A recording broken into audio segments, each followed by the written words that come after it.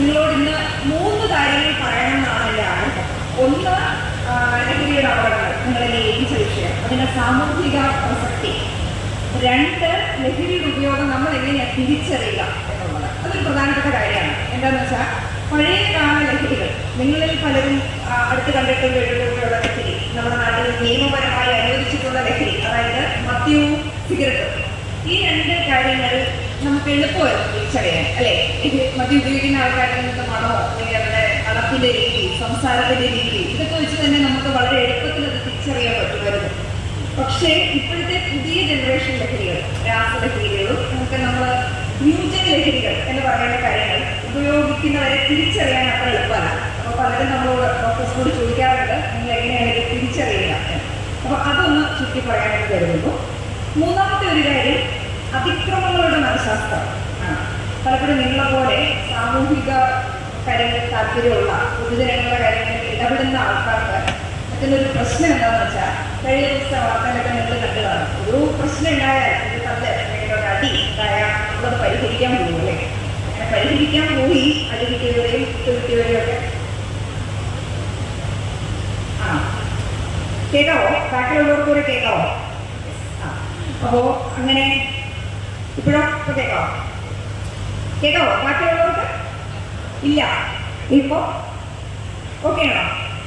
ക്ലാസ്സുകൾക്ക് ലഹരിയെ പറ്റിയുള്ള സംസാരത്തിന് കേരള സമൂഹത്തിൽ ഒരു അവസരം ഉണ്ടായത് ഞാൻ കണ്ടിട്ടില്ല. ഫസ്റ്റ് ടൈമാണ് ഞങ്ങൾക്ക് ഇത്രയും ഇത്രയും ഒരു ഓഡിയൻസ് കിട്ടുന്നത്. ഞങ്ങൾ ലഹരിയെ പറ്റി സംസാരിക്കാം എന്ന് പറഞ്ഞാൽ കേൾക്കാൻ ആളെ കിട്ടുന്നത് ഇതാണ്. അപ്പോൾ ഇതൊരു നല്ല അവസരം കൂടിയായിട്ടാണ് ഞാൻ വാസ്തവത്തിൽ കാണുന്നത്. കാരണം ലഹരിയുടെ ഉപയോഗം ഗൗരവമുള്ളൊരു കാര്യമാണ് എന്ന് നമ്മൾ ഒരു സമൂഹം എന്ന നിലയിൽ അഡ്മിറ്റ് ചെയ്യുകയാണല്ലോ, ഒരു പോസിറ്റീവ് കാര്യം തന്നെയാണ്. എന്തുകൊണ്ടാണ് ഇപ്പോൾ ഈ ലഹരിയുടെ ഉപയോഗത്തിൽ ഇത്രയ്ക്ക് ഒരു വിസിബിലിറ്റി വന്നതെന്ന് നിങ്ങൾക്കും അറിയാം. കാരണം അതിക്രമങ്ങൾ കൂടി, സ്വന്തം അമ്മേനെയും വീട്ടുകാരെയൊക്കെ കൊലപ്പെടുത്തുന്ന സംഭവങ്ങൾ ഉണ്ടായി. അതുകൊണ്ടാണ് എനിക്ക് കുറച്ച് ധാരണകളും തെറ്റിദ്ധാരണകളും പറഞ്ഞാൽ തുടങ്ങാമെന്ന് വിചാരിക്കാം. ലഹരിയുടെ ഉപയോഗത്തെ പറ്റി കുറച്ച് നിങ്ങളൊക്കെ ധാരണകളാണെന്ന് വിചാരിക്കുന്നത്, ഞങ്ങൾ തെറ്റിദ്ധാരണകളാണെന്ന് വിചാരിക്കുന്നതുമായ കുറച്ച് കാര്യങ്ങൾ. തകർന്ന കുടുംബങ്ങളിൽ നിന്നുള്ള ആൾക്കാരെ, വിദ്യാഭ്യാസമില്ലാത്ത ആൾക്കാരെ, വളർത്തുദോഷമുള്ള ആൾക്കാരെ, നന്നായി വളർത്താത്ത പിള്ളേരെ, അല്ലെങ്കിൽ മൂല്യബോധമില്ലാത്ത കുടുംബങ്ങളിൽ നിന്നുള്ളവരെ, സാമ്പത്തിക സ്ഥിതി മോശമുള്ളവരെ, ഇവരെയൊക്കെയാണ് ലഹരി ബാധിക്കുക എന്നാണ് ഒരു ചിന്ത. നിങ്ങൾക്ക് അങ്ങനെ ഒരു ചിന്തയുണ്ടോ? ഉണ്ടോ? ആണുങ്ങൾ മാത്രമാണ് ലഹരി ഉപയോഗിക്കുക, ചെറുപ്പക്കാരാണ് ലഹരി ഉപയോഗിക്കുക, ഉണ്ടോ? ഇതെല്ലാം തെറ്റാണ് എന്നുള്ളതാണ് നമ്മൾ ആദ്യം മനസ്സിലാക്കേണ്ട കാര്യം. ഇതെല്ലാം തെറ്റാണ്. നോക്കൂ, ഏത് സാമ്പത്തിക സ്ഥിതിയിലുള്ള ആൾക്കാരും ഏത് ജോലി ചെയ്യുന്ന ആൾക്കാരിലും എത്ര ഇഴയെടുപ്പമുള്ള കുടുംബങ്ങളിലും നിങ്ങൾ എത്ര മൂല്യബോധത്തിൽ കുട്ടികളെ വളർത്തിയാലും ഇവിടെ എല്ലാം ലഹരിക്കെത്താം. ലഹരിയിൽ നിന്ന് പൂർണ്ണമായി ഇമ്മ്യൂണായിട്ടുള്ള, ലഹരി ബാധിക്കുകയില്ല എന്നൊരാൾ കേരളത്തിലുണ്ടെന്ന് നമുക്ക് പറയാൻ പറ്റില്ല. ലഹരി വിമോചന കാര്യങ്ങളിൽ ശക്തമായി ഇടപെടുന്ന ആൾക്കാർ പോലും ലഹരിയുമായി പിടിയിലാകുന്ന വാർത്ത നിങ്ങൾ കേട്ടില്ലേ ഈ ദിവസങ്ങളിലൊക്കെ? അത് തെറ്റോ കുറ്റമോ എന്ന് വിധിക്കാനൊന്നും നമ്മളാരുമല്ല. ലഹരി എല്ലായിടത്തും എത്തുന്ന ഒരു കാര്യമാണ് എന്നുള്ളത് നമ്മൾ സമ്മതിക്കേണ്ടതുണ്ട്. കുട്ടികളിൽ, പെൺകുട്ടികളിൽ, പ്രായമായ ആൾക്കാരെ. ഞാൻ ഈയിടെ ഒരു റിട്ടയർ ചെയ്തൊരു ഡോക്ടറിനെ കൺസൾട്ടേഷന് വേണ്ടി കണ്ടു. സർവീസിലിരുന്ന കാലത്തൊന്നും ലഹരി ഉപയോഗിച്ചിട്ടില്ല. റിട്ടയർമെൻറ്റിന് ശേഷം സാറും മാഡവും മാത്രമേ ഉള്ളൂ വീട്ടിൽ, മക്കളൊക്കെ പുറത്താണ്.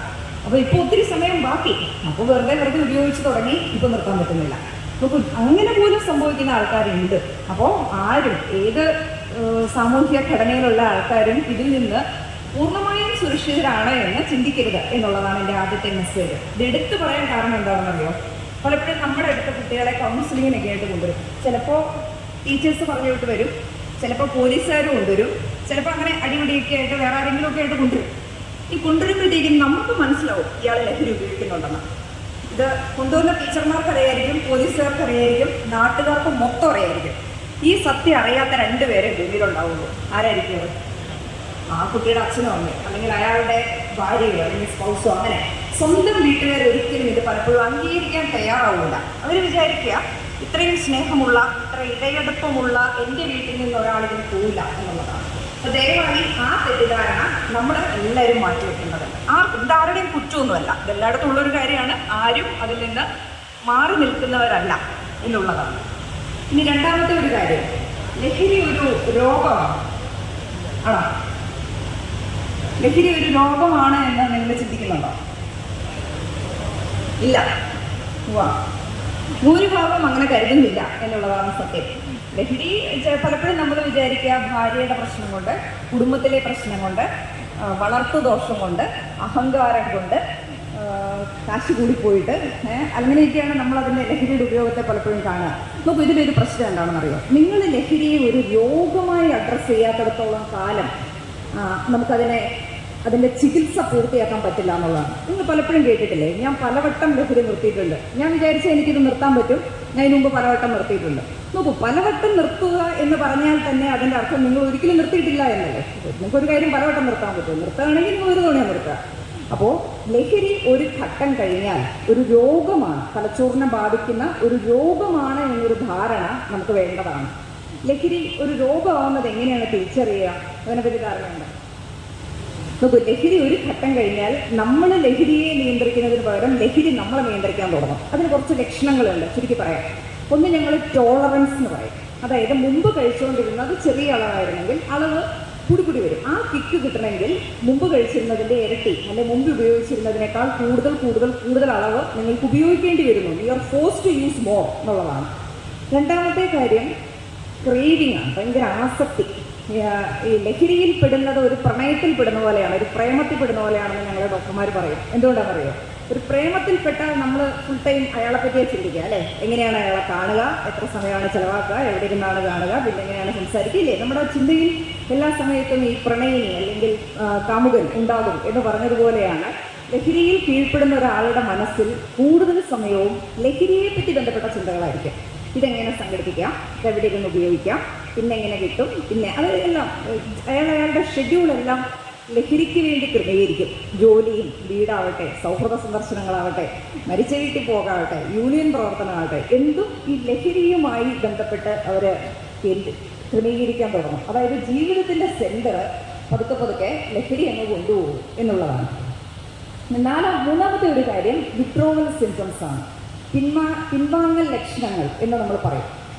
ലഹരി സ്ഥിരമായി ഉപയോഗിക്കുന്ന ആളുകളിൽ പലതരത്തിലുള്ള വിത്ഡ്രോവൽ ലക്ഷണങ്ങൾ കാണും. ചിലതൊക്കെ നിങ്ങൾക്കെല്ലാം അറിയുന്നതാണ്. കൈക്ക് വിറയൽ, ഉറക്കക്കുറവ്, ദേഷ്യം, ഇതൊക്കെ എല്ലാവർക്കും അറിയുന്ന കാര്യമാണ്. ഇത് മാത്രമല്ല, പലതരം ലഹരിക്ക് പലതരം ലക്ഷണങ്ങളാണ് ഉണ്ടാവുക. ചിലർക്ക് വയറ്റിലെ അസ്വസ്ഥതകളാകാം, ചിലർക്ക് കോൺസ്റ്റിപ്പേഷൻ ആവാം, ചിലർക്ക് ഡയറി ആവാം, ചിലർക്ക് മസിലിൻ്റെ വേദനയാവാം, കോച്ചിപ്പിടുത്തങ്ങളാവാം, ചിലർക്ക് കാഴ്ചയിലെ മാറ്റങ്ങളാവാം, ചിലർക്ക് അസാധാരണമായ ആൻസൈറ്റിയോ മൂഡ് സ്വിങ്സോ ഒക്കെ ആവാം. പെട്ടെന്ന് ദേഷ്യം വരിക, പെട്ടെന്ന് കരച്ചിൽ വരിക, ആത്മഹത്യാ പ്രവണത ഉണ്ടാവുക, ഇത്തരം കാര്യങ്ങളെല്ലാം ലഹരിയുടെ വിത്ഡ്രോവൽ ഫേസിൽ ഉണ്ടാകാവുന്നതാണ്. ഇത്തരം ലക്ഷണങ്ങൾ ഏതെങ്കിലും ഉണ്ടായാൽ അതിൻ്റെ അർത്ഥം നമ്മുടെ ലഹരിയുടെ ഉപയോഗം ഒരു ഘട്ടം കഴിഞ്ഞ് രോഗമായിട്ടുണ്ട് എന്നുള്ളതാണ്. രോഗമാണെങ്കിൽ എന്ത് വേണം? ചികിത്സ വേണം. അവിടെയാണ് പലപ്പോഴും നമുക്ക് ഒരു തെറ്റ് പറ്റുന്നത്. നമ്മൾ വിചാരിക്കുന്ന ഈ ലഹരി, ഞാനങ്ങനെ വിചാരിച്ച ആൾക്കാരെപ്പോഴും നമ്മളോട് പറയും, ഞാനങ്ങനെ വിചാരിച്ചാൽ എനിക്ക് നിർത്താവുന്നേ ഉള്ളൂ. നോയമ്പ് എടുത്തപ്പോൾ നിർത്തിയിട്ടുണ്ട്, ശബരിമലയ്ക്ക് പോകാൻ മാല ഇട്ടപ്പോൾ നിർത്തിയിട്ടുണ്ട്, നോമ്പ് കാലത്ത് ഞാൻ പലവട്ടം നിർത്തിയിട്ടുണ്ട് എന്നൊക്കെ പറയും ഇല്ലേ. ഇനി ചില ആൾക്കാരെ നമ്മളിപ്പോൾ ഈ അടുത്ത കാലത്ത് ന്യൂസിൽ കണ്ട ആൾക്കാരുടെ കാര്യമൊക്കെ നിങ്ങൾ കേട്ടിട്ടുണ്ടാവും. പലവട്ടം ചികിത്സിച്ചാലും പിന്നെ ഇത് തുടങ്ങും. എന്തുകൊണ്ടാണ് അങ്ങനെ ഉണ്ടാവുന്നത്? അതുണ്ടാകാനുള്ളൊരു കാരണം അതിനൊരു രോഗമായി കണ്ട് നമ്മൾ ഒരു പക്ഷേ ചികിത്സിച്ചിട്ടുണ്ടാവില്ല എന്നുള്ളതാണ്. ലഹരി മനുഷ്യർ ഉപയോഗിക്കുന്നത് പല കാരണങ്ങൾ കൊണ്ടാവാം. എല്ലാ മനുഷ്യരും ലഹരി ഉപയോഗിക്കുന്നില്ലല്ലോ. അതേസമയം ചില ആൾക്കാർ ലഹരിയിലോട്ട് കൂടുതലായി വഴുതി പോവുകയും ചെയ്യുന്നു. പല കാരണങ്ങളുണ്ട് അതിന്. ചിലപ്പോൾ അത് അവരുടെ വ്യക്തിത്വവുമായി, പേഴ്സണാലിറ്റിയുമായി ബന്ധപ്പെട്ട കാര്യമായിരിക്കാം. ചിലപ്പോൾ അത് അവർക്ക് മറ്റെന്തെങ്കിലും മാനസിക ബുദ്ധിമുട്ടുകളോ സാമൂഹിക പ്രശ്നങ്ങളോ ഉള്ളതുകൊണ്ടായിരിക്കാം. ചിലർ സന്തോഷം തരുന്നു. ലഹരി എന്ന് പറഞ്ഞാൽ തന്നെ ഹരമുണ്ടാക്കുന്ന സാധനമാണ് അല്ലേ. മറ്റ് സന്തോഷങ്ങളെക്കാൾ ഇത് ഹരം ഉണ്ടാക്കുന്നത് കൊണ്ടാവാം ചില ആൾക്കാർ വഴുതി പോകുന്നത്. അപ്പോൾ ഇത്തരം പല കാരണങ്ങൾ അതിലുണ്ട് എന്നിരിക്കെ തീർച്ചയായിട്ടും ലഹരിയുടെ ചികിത്സ ഒരു വിദഗ്ധ മാനസികാരോഗ്യ വിദഗ്ധൻ അല്ലെങ്കിൽ വിദഗ്ധ തീരുമാനിക്കേണ്ട കാര്യമാണ് എന്നുള്ളതാണ്. ലഹരി ചികിത്സയ്ക്ക് 2 ഭാഗമുണ്ട്. നിങ്ങൾക്കൊക്കെ അറിയുന്നത് പോലെ നമ്മൾ കൗൺസിലിംഗ് എന്ന് വിളിക്കുന്ന മനഃശാസ്ത്ര ചികിത്സയും മരുന്ന് ചികിത്സയും. നമ്മൾ പലപ്പോഴും അങ്ങ് തീരുമാനിക്കും മരുന്നൊന്നും വേണ്ട, കൗൺസിലിംഗ് മതിയും. അതിലൊരു പ്രശ്നം എന്താണെന്നറിയാം, ഇതിലേതാണ് എന്നുള്ളത് ഞങ്ങൾ ഡോക്ടർമാർ തീരുമാനിക്കുന്നത് തന്നെ പല കാര്യങ്ങൾ അടിസ്ഥാനപ്പെടുത്തിയാണ്. എത്ര കാലം ഇയാൾ ലഹരി ഉപയോഗിച്ചിട്ടുണ്ട്, ഇയാൾക്ക് അസോസിയേറ്റഡ് ആയിട്ട് വേറെ എന്തെങ്കിലും അസുഖങ്ങളുണ്ടോ, ഇയാളുടെ ലഹരിയുടെ ഉപയോഗം ഏത് ഘട്ടത്തിലാണെന്നൊക്കെ വെച്ച് ഒരു 100 കൂട്ടം കാര്യങ്ങൾ കണക്കിലെടുത്തിട്ടാണ് ഞങ്ങൾ തീരുമാനിക്കുക മനഃശാസ്ത്ര ചികിത്സ അഥവാ കൗൺസിലിംഗ് മതിയോ, മരുന്ന് ചികിത്സ വേണോ, അതോ രണ്ടും വേണോ എന്നൊക്കെ തീരുമാനത്തിലെത്തുക. അപ്പോൾ എനിക്ക് നിങ്ങളോട് പറയാനുള്ള രണ്ടാമത്തെ കാര്യം, ലഹരി ഒരു രോഗമാണ്. ഒരു ഘട്ടം കഴിഞ്ഞാൽ അതിനെ നമ്മൾ അങ്ങനെ തന്നെ കാണേണ്ടതുണ്ട്. ചികിത്സ കൊണ്ട് മാത്രമാണ് നമുക്കതിനെ പരിഹരിക്കാൻ പറ്റുക. ഉപദേശിച്ചാൽ നിങ്ങൾ നന്നായിട്ടൊന്ന് മനസ്സ് വെച്ചാൽ മതി, ഇതൊക്കെ നമുക്ക് പരിഹരിക്കാം. അല്ലെങ്കിൽ ഒരു ധ്യാനത്തിന് പോയാൽ മതി, ഇതൊക്കെ പരിഹരിക്കാം. അല്ലെങ്കിൽ വീട്ടുകാരൊന്ന് വരട്ടിയാൽ മതി, രണ്ടടി കൊടുത്താൽ മതി, നടക്കുമോ? അതൊക്കെ ഒരു എലിപ്പനി, ഒരാൾക്ക് ഒരു എലിപ്പനി വരുമെന്ന് വിചാരിക്കാം. നല്ലപോലെ ഒന്ന് മനസ്സ് വെച്ചാൽ എലിപ്പനി മാറുമോ എന്ന് പറയുന്നത് എത്ര മണ്ടത്തരാണ് നിങ്ങൾ അങ്ങനെ പറയുന്നത്. ചികിത്സ കൊണ്ട് തന്നെയാണ് നമുക്കതിനെ പരിഹരിക്കാൻ പറ്റുക. അപ്പോൾ അതിന് പല ചികിത്സയുണ്ട്, മനഃശാസ്ത്ര ചികിത്സയും മരുന്ന് ചികിത്സയുണ്ട്. അതിലേത് വേണമെന്ന് തീരുമാനിക്കേണ്ടത് ആരാണ്? ഒരു മനോരോഗ വിദഗ്ധനാണ്, മനഃശാസ്ത്ര വിദഗ്ധരാണ് അത് തീരുമാനിക്കേണ്ടത്. ഇനി കൗൺസിലിംഗ് എന്ന് പറയുന്ന കാര്യത്തിലും ഒരു പ്രശ്നമുണ്ട്. വാളെടുത്തവനെല്ലാം വെളിച്ചപ്പാട് നിങ്ങൾ കേട്ടിട്ടില്ലേ എന്ന് പറഞ്ഞതുപോലെ എല്ലാവർക്കും ചെയ്യാവുന്ന ഒരു കാര്യമല്ല കൗൺസിലിംഗ്.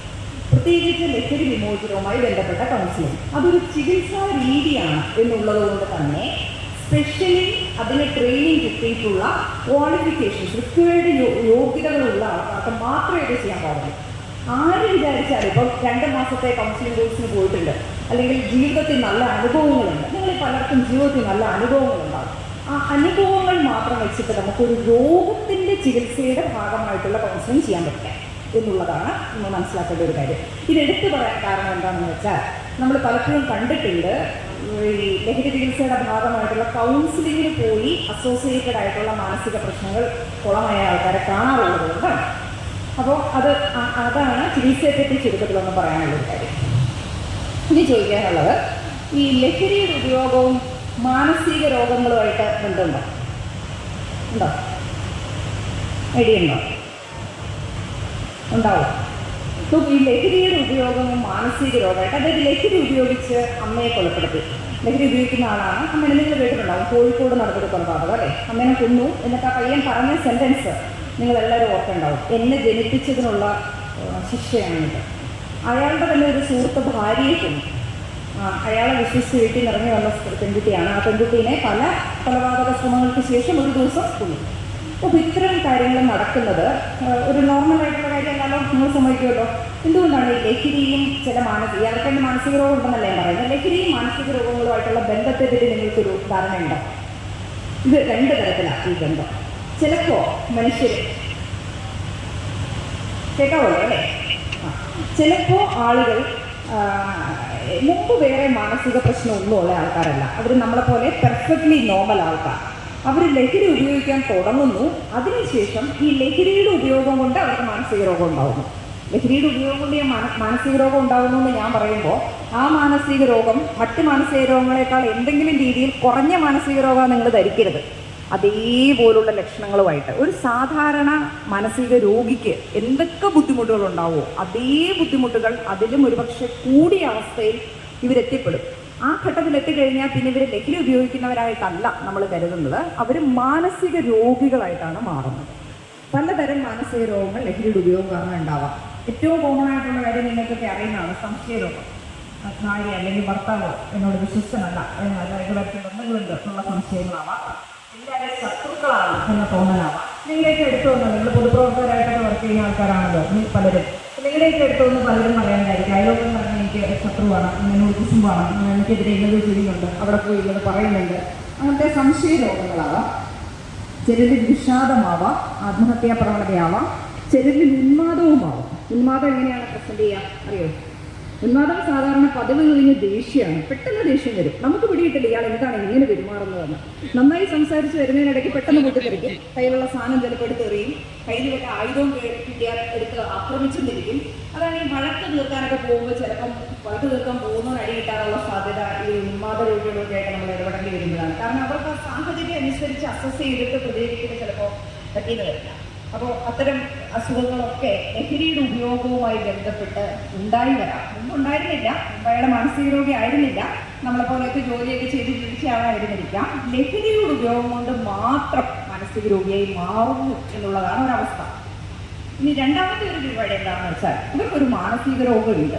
ഒരു ലഹരി ഉപയോഗിക്കുന്നവരായിരുന്നില്ല, അവർക്കൊരു മാനസിക രോഗം ഉണ്ടായിരുന്നു. അത് ചിലപ്പോൾ ഉത്കണ്ഠ, ആൻസൈറ്റി ഡിസോർഡേഴ്സ് ആയിരിക്കാം, ചിലപ്പോൾ വിഷാദമായിരിക്കാം, ചിലപ്പോൾ ഉന്മാദമായിരിക്കാം, ചിലപ്പോൾ സംശയരോഗമായിരിക്കാം. ചോദിക്കാം, ഈ അസുഖം കാരണം ഉള്ള മനപ്രയാസം, മാനസിക സംഘർഷം തീർക്കാൻ അവർ ലഹരി ഉപയോഗിച്ചു തുടങ്ങും എന്നുള്ളതാണ്. അപ്പം ലഹരി എന്ന് പറഞ്ഞാൽ ഇത് എങ്ങനെയാണ് ഇപ്പോൾ ഒരാളെ, ഒരു മാനസിക രോഗി അല്ലെങ്കിൽ ഒരു അസാധാരണമായി പെരുമാറുന്ന ആൾ, ലഹരി ഉപയോഗിക്കുന്ന ഒരാളെ നിങ്ങളുടെ കയ്യിൽ കിട്ടിയാൽ ഇത് എവിടെ തുടങ്ങി എന്നുള്ളതനുസരിച്ചിട്ടാണ് നമ്മൾ ചികിത്സ തീരുമാനിക്കുക. അതുകൊണ്ടാണ് ഞാൻ പറഞ്ഞത് ഇതൊരു വിദഗ്ധൻ അല്ലെങ്കിൽ വിദഗ്ധയുടെ മേൽനോട്ടത്തിൽ മുമ്പോട്ട് പോകുന്ന ഒരു കാര്യമാണ്. അത് ചിലപ്പോൾ ലഹരി കാരണമുണ്ടായ രോഗമാവാം, ചിലപ്പോൾ രോഗം കാരണമുണ്ടായ ലഹരിയുമാവാം. രണ്ടും രണ്ട് തരത്തിലാണ് നമ്മൾ കൈകാര്യം ചെയ്യുന്നത് എന്നുള്ളത് കൊണ്ടാണ്.